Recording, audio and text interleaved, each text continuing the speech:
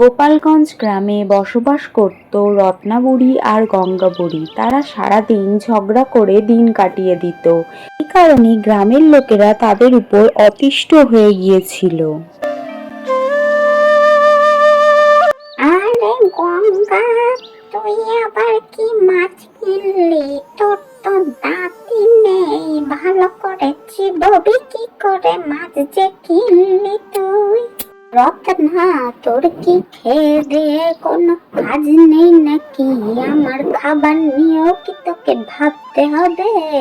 তুই নিচের দিকটা দেখ তো। আরে আরে, গঙ্গা বুড়ি আর রত্না বুড়ি, তোমরা কি শুরু করেছেটা কি?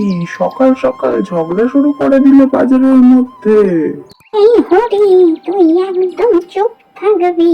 আমরা কোনো ঝগড়া করছি না, আমরা শুধু কথা বলছি।